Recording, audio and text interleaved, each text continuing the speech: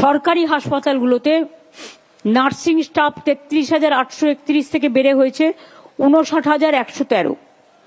Paramedical staff 3,488 থেকে বেড়ে হয়েছে 8,330। আরো লাগবে। লেডি ডাক্তারদের 150 কোটি টাকা দিয়ে 7টি হস্টেলও করা হয়েছে।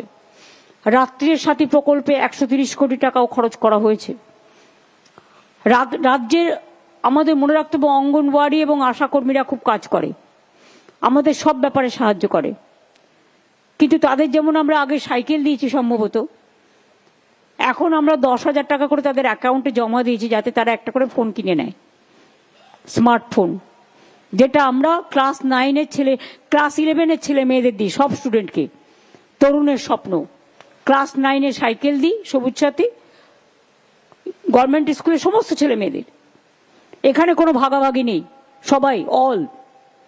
সেই রকম যখন তারা 11 ক্লাসে ওঠে তখন আমরা তাদের আগে 12 ক্লাসে দিতাম, এখন এই বছর থেকে নিয়মটা চেঞ্জ করে আমরা 11 করে দিয়েছি। তখন হায়ার এডুকেশনটা তখন থেকে স্টার্ট হয়ে যায়, সেই জন্য তাদেরও 10,000 টাকা করে দেওয়া হয় একটা করে স্মার্টফোন কেনার জন্য। সুতরাং এই যে আশার অঙ্গনওয়াড়ি মহিলাদের 10,000 টাকা করে দিয়েছি, এর জন্য কিন্তু আমাদের 200 কোটি টাকা খরচা হয়েছে। ভোটের জন্য দিইনি, কিন্তু কাজের জন্য দিয়েছি। সর্বস্তরে post graduate training, interns, house স্টাফদের স্টাইপেন্ড মাসে 10,000 টাকা করে বাড়ানো হয়েছে। সিনিয়র রেসিডেন্টদের স্যালারি 15,000 থেকে 25,000 বাড়িয়েছি। হয়তো তাদের কাছে এটা কিছুই নয়, বাট আস্তে আস্তে হবে, একদিনে তো সব হয় না। পোস্ট গ্রাজুয়েট সিনিয়র রেসিডেন্টদের স্যালারি 70,000 থেকে বেড়ে হয়েছে 85,000 টাকা। পোস্ট ডক্টরেট সিনিয়র রেসিডেন্টদের স্যালারি 75,000 থেকে বেড়েছে 1 লক্ষ টাকা হয়েছে। আগামী দিন যখন আমাদের সঞ্চিত ধন থাকবে, সঞ্চয় করতে পারবো, মানুষকে সেবা দিয়েও, তখন নিশ্চয়ই আরো আস্তে আস্তে আপনাদের জীবনও স্বয়ং সম্পূর্ণ হবে। একদিনে তো রাতারাতি সবকিছু হয় না। তা সত্ত্বেও অনেক টাকা আমরা প্রায় 1,80,000 কোটি টাকা সেন্ট্রাল গভর্নমেন্টের কাছে পাই। 100 দিনের কাজের টাকা পাই না 4 বছর। আমরা ফার্স্ট হয়েছিলাম, তাই 4 বছর কেন আমরা ফার্স্ট হলাম। বাংলার আবাস যোজনায় আমরা ফার্স্ট হয়েছিলাম পরপর 4 বছর সারা দেশে। সে সার্টিফিকেট অবশ্য গভর্নমেন্ট অফ ইন্ডিয়ার কাছ থেকেই নেওয়া আছে, ওটা এভিডেন্স। গ্রামীণ রাস্তা 4 বছর ধরে কাজ বন্ধ। সর্বশিক্ষা মিশন বন্ধ, পিএইচির টাকাও বন্ধ হয়ে গেছে। এত টাকা বন্ধ সত্ত্বেও মনে রাখবেন আমরা কিন্তু অনেক এগিয়ে। এবং স্বাস্থ্যে দিনের পর দিন সবাই বলছে বাংলা যা পারে কেউ পারে না। আমাদের এখানটায় সবাইকে এখন মডেল করতে হচ্ছে। আমরা যেটা করছি তারপরে তাদের ভাবতে হচ্ছে, এবং আমি মনে করি এর জন্য কৃতিত্ব সবটাই আপনাদের। আগে তো বামফ্রন্ট আমলে আমি দেখেছি একটা স্টেট মিনিস্টার করে দেওয়া হতো হেলথকে কোনো গুরুত্বই দেওয়া হতো না। আমি নিজে দপ্তরটা নিজের কাছে রেখেছি, চন্দ্রিমা আমাকে খুব সাহায্য করে এই কারণে যে স্বাস্থ্য যেন অস্বাস্থ্যকর না হয়। রেগুলার দেখতে হবে ড্রাগ মেডিসিন এক্সপায়ারি হচ্ছে কিনা, স্যালাইন এক্সপায়ারি হচ্ছে কিনা। বাজারে অনেক ফলস মেডিসিন ঘুরে বেড়াচ্ছে, বিভিন্ন রাজ্য থেকে আসছে, সেগুলো স্টক আছে কিনা, স্টক চেকিং। তারপরে air condition machine audit, security audit, medicine audit, এগুলো সব কিছু কিন্তু দায়িত্ব দেওয়া আছে। এবং স্বাস্থ্য দপ্তরে সবচেয়ে ইম্পর্টেন্ট লোকেদের আমি দায়িত্ব দিয়েছি। এতগুলো সেক্রেটারি, এতগুলো স্পেশাল সেক্রেটারি কোথাও নেই, কিন্তু ওদের আমি তুলতে দিই না একটাই কারণে, কারণ স্বাস্থ্যটা যেন কোনোভাবে অস্বাস্থ্যকর না হয়। তারা প্রত্যেকেই প্রিন্সিপাল সেক্রেটারি, অনেকে আছে এখানে, স্পেশাল সেক্রেটারি আছে, একটা ডিপার্টমেন্ট চালাতে পারে, কিন্তু তা সত্ত্বেও এদের আমি দিয়ে রেখেছি যাতে আপনাদের সকলকে নিয়ে এরা ভালো করে কাজটা করতে পারে। আমি সাংবাদিক বন্ধুদের বলবো, আপনারা মোবাইলটা যে করা হলো এবং এটা স্বাস্থ্য পরিষেবাকে নতুন পালঙ্কে যুক্ত করলো, অনেক কিছু না করেও একটা কিছু করে বলা যায় যে এটায় মানুষ কতটা উপকৃত হবে। যখন মানুষের জ্বর হয় তাকে ছুটে যেতে হয় হসপিটালে ব্লাড টেস্ট করার জন্য, কারণ প্রাইভেটে করতে গেলে টাকা লাগে। এখানে ব্লাড টেস্টটাও করতে পারছে, রিপোর্টটাও পাচ্ছে। এটা কি বড় কথা নয়? এখানে সব রকম সুযোগই থাকছে। কাজে 210টা এমপি ল্যাডের সব টাকাটাই আমি দিয়ে দিয়েছি আগের বছরের। এবারেরটা কি করব ভাববো, এরকমই কিছু করব। 210টা তো হয়ে গেছে রেডি, বাদ বাকি আরও কিছু করতে হবে, আরও 100-র মতো করলে হয়ে যাবে, সেটাও আমি করে দেবো আস্তে আস্তে। এবং বিশেষ করে যে সমস্ত অঞ্চলে কিচ্ছু নেই, যারা সত্যি তাদের পাওয়া দরকার, আগে তারা পাক, তারপরে অন্যান্যরা পাবে, কারো অসুবিধে নেই। কারণ তা অনেক জায়গায় জেলা হসপিটাল আছে, সাব ডিভিশনাল হসপিটাল আছে, ব্লক হসপিটাল আছে, কিন্তু অনেক জায়গা আছে যেখানে স্বাস্থ্য ইঙ্গিত আছে, যেখানে সুস্বাস্থ্য কেন্দ্র আছে। সেই সব জায়গাগুলোতে আরও প্রমোট করবার জন্য এই আরও এক্সট্রা ফেসিলিটিস দিয়ে এগুলো তৈরি করা হয়েছে। এগুলো ইটসেলফ এ ডক্টরস চেম্বার। এটা কিন্তু ইউনিক একটা তৈরি করা হলো।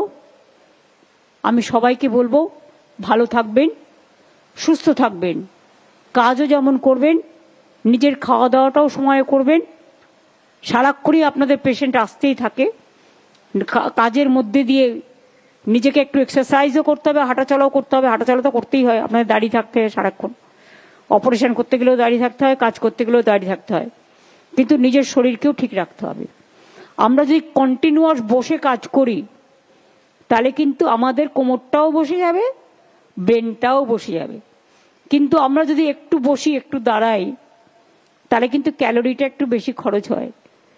আর যখন আপনি দাঁড়াচ্ছেন তখন পায়ের নিচেটা একটু এদিক ওদিক করলে আপনার পায়ের নিচেও তো একটা হার্টের জায়গা আছে, যেটা আপনার হার্টও এক্সারসাইজ হয়ে যায়। কাজে আজকের দিনে চিকিৎসা স্বাস্থ্য অনেক উন্নত হয়েছে, কিন্তু আপনারা যে উন্নতি থেকে উন্নততর করেছেন তার জন্য আমি পুরো স্বাস্থ্য পরিবারের কাছে, স্বাস্থ্য দপ্তর পরিবারের কাছে, পশ্চিমবঙ্গ মানুষের কাছে, সংবাদ মাধ্যমের বন্ধুদের বলবো, আপনারা আজকে দেখেছেন, আজকে কাউকে ভর্তি করতে হলে সঙ্গে সঙ্গে আমরা করে দিই। এই সুযোগটা কিন্তু আগে ছিল না। আপনাদেরও বলবো, কারো কথা শুনে কোনো একটা সোশ্যাল নেটওয়ার্কে কেউ একটা বাজে কথা বলে দিল, সেটা না দেখে ফার্স্ট ইউ ক্রস চেক। মনে রাখবেন, আপনার একটা খবর যে সারাক্ষণ কাজ করে বেড়াচ্ছে তাকে কিন্তু দুঃখ দিতে পারে, আবার আপনার একটা খবর তাকে কিন্তু উৎসাহিত করতে পারে। যারা ভালো কাজ করে তাদের উৎসাহিত করাটাই আমাদের জীবনের সবচেয়ে বড় লক্ষ্য। এই লক্ষ্য সম্পূর্ণ হোক, এই লক্ষ্য স্বয়ং সম্পূর্ণ হোক। আপনারা আরও এগিয়ে যান, আরও নাম করুন। ইভেন আপনারা অনেকেই জানেন না, কিছু কিছু জায়গায় ক্যান্সার রিসার্চের মেডিসিন আবিষ্কৃত হয়েছে ঠিকই, কিন্তু আমাদের মধ্যে কেউ কেউ বিভিন্ন জায়গায়, ওয়ার্ল্ডের বিভিন্ন জায়গায় যোগাযোগ রেখে ক্যান্সার পেশেন্টদের ট্রিটমেন্টও করছে। আমি আশা করি হয়তো তার সুফল মানুষ পাবে, কারণ up to now there is no answer for cancer, but আমাদের অ্যান্সার খুঁজতেই হবে। এবং সেই জন্য যেসব রিসার্চ চলছে, বা কর্ড ব্লাড ব্যাংক অনেক ইম্পর্টেন্ট। আমি আপনাদের মতো অভিজ্ঞ নয়, বলতে পারি না, আন্দাজে দু একটা কথা বলতে পারি, সেটা ভুল হলে আবার ভুলটাকে বেশি ব্যাখ্যা করে, রাইটটাকে ব্যাখ্যা করে না। আমি তো ডাক্তার নই, আমি তো অভিজ্ঞ লোক নই। আমি এমনও শুনেছি কর্ড ব্লাড দিলে কর্ড ব্লাডটা প্রিজার্ভ করাটা বড় ব্যাপার। এমনকি যে বাচ্চাটি জন্মাচ্ছে তার সারা জীবনের জন্য ওটা কাজে লাগতে পারে, সে যদি কখনো কোনো বিপদে পড়ে অসুস্থ হয়।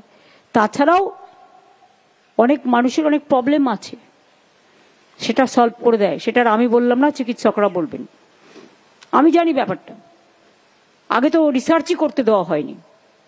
আর একটা আমাদের প্ল্যান আছে, একটা লিভার ব্যাংক হচ্ছে, এসএসকেএম সম্ভবত একটা অর্গ্যান ব্যাংক করছে, প্ল্যানে আছে তো। আমার একটা প্ল্যান আছে, একটা হার্ট ব্যাংক তৈরি করা, কিডনি ব্যাংক, একটা হার্ট ব্যাংক, আর একটা লিভার ব্যাংক। তোমরা কোনটা করছো? Organ bank. অর্থাৎ ধরুন অনেক সময় একটা পা কেটে বাদ দেওয়া হয়ে গেল, ওরা অর্গান যারা দিতে চায় সেই অর্গানটা রেখে দেবে ব্যাংকের মাধ্যমে, সেইটা যাতে অন্যকে কাজে লাগাতে পারে। যার একটা পা সে যাতে দু পায়ে হাঁটতে পারে, যার একটা হাত সে যাতে দুটো হাতে কাজ করতে পারে। নানা রকম আইডিয়া চলছে, প্ল্যান চলছে। প্ল্যান তৈরি করতেও টাইম লাগে, টাকাও লাগে, বাট সব হয়ে যায় যদি মানসিকতা ঠিক থাকে। আপনারা ভালো থাকুন, সুস্থ থাকুন। আমাকে অনেকটা সময় দিয়েছেন। আমরা উত্তরবঙ্গ থেকে আসছি, আমার সাথে চিফ সেক্রেটারিও এসছেন। আমি নারায়ণকে প্রোগ্রামটা কালকে বলেছি, কারণ আমাকে 2-3 দিন আগে মেসেজ দিয়েছে। তাই আমি বললাম এটা সবচেয়ে বেটার হবে যদি স্বাস্থ্য ভবনের সামনে করা যায়। শুধু নবান্নের সামনে আমি এটা করতে যাবো কেন? এটা স্বাস্থ্য ভবনের সামনে করলে ভালো হয়, সবার সাথে দেখাও হয়ে যাবে, ভালোই হবে। তাই আপনাদের সকলকে ধন্যবাদ জানাচ্ছি। প্রশাসন থেকে শুরু করে, সংবাদ মাধ্যম থেকে শুরু করে, ট্রেনি থেকে শুরু করে, চিকিৎসক বৃন্দ থেকে শুরু করে, সিস্টার্স থেকে শুরু করে, অল স্টাফ থেকে শুরু করে, অল ওয়ার্কার থেকে শুরু করে, ফুল আইটি টিম থেকে শুরু করে, মিডিয়া থেকে শুরু করে, পুলিশ থেকে শুরু করে সবাইকে বলি thank you, thank you, thank you, thank you so much.